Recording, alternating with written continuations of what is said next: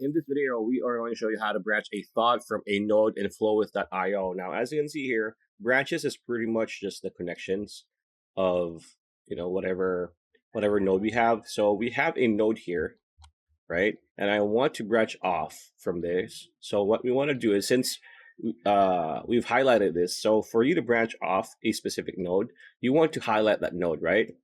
And then, as you can see, the node is highlighted. Now, I just want to say something. Say, can you make